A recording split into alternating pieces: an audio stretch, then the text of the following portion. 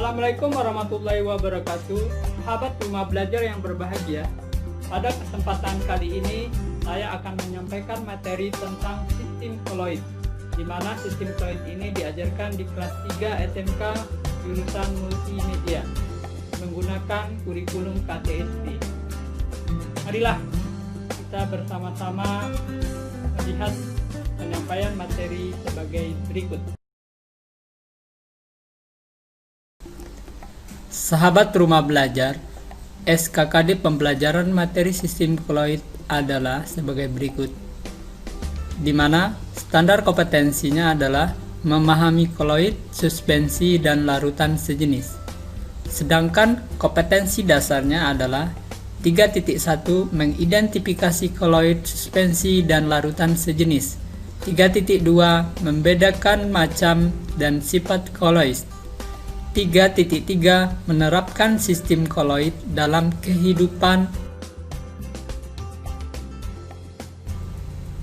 Selanjutnya, kita akan menjelaskan apa itu sistem koloid. Sistem koloid adalah campuran yang keadaannya terletak antara larutan dan suspensi, di mana koloid ini diberikan oleh Thomas Graham pada tahun 1861 yang berasal dari Yunani, yang dimana artinya kola dan oid.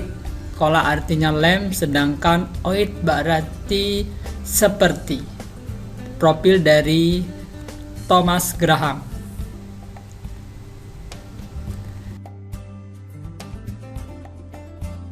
Selanjutnya, apa itu tentang dispersi?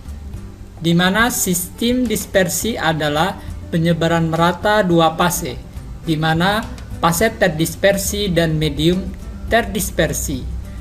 Fase terdispersi adalah zat yang terdispersikan, misalnya susu. Medium terdispersi artinya adalah medium yang digunakan untuk mendispersi, misalnya air. Nah, di sini kita akan melihat visualisasi dalam penjelasan apa itu ketiga penjelasan. Yang pertama, di sini ada dispersi molekul, di mana larutan. Yang kedua, ada dispersi kasar, dinamakan suspensi. Kemudian yang ketiga adalah dispersi halus yang disebut koloid.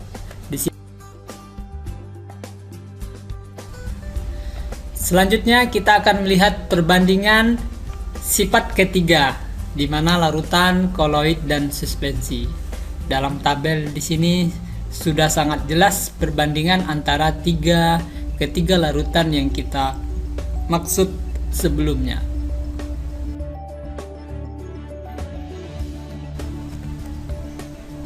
Materi selanjutnya adalah penggolongan sistem koloid,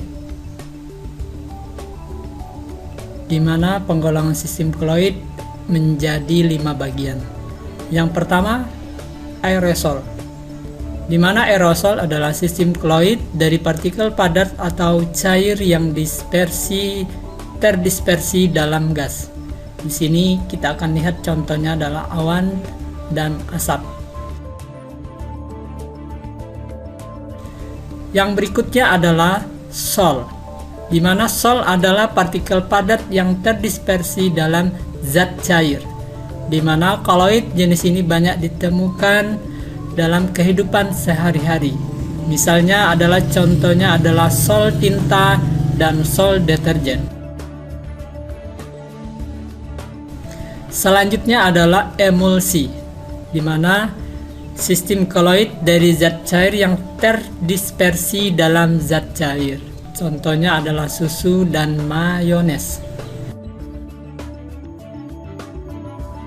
Selanjutnya adalah buih, di mana sistem koloid dari gas yang terdispersi dalam zat cair.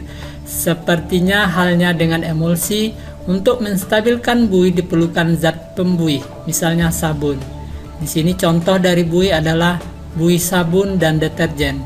Ini banyak kita jumpai dalam kehidupan sehari-hari. Selanjutnya adalah gel, di mana gel adalah koloid yang wujudnya kenyal antar padat dan cair. Gel dapat terbentuk dari suatu sel yang terdispersi, mengabsorpsinya, medium dispersinya sehingga menjadi koloid yang agak padat. Di sana, contoh dari gel di sini adalah agar-agar dan lem kanji. Sekian materi pembelajaran hari ini. Kita lanjut di lain kesempatan. Assalamualaikum warahmatullahi wabarakatuh.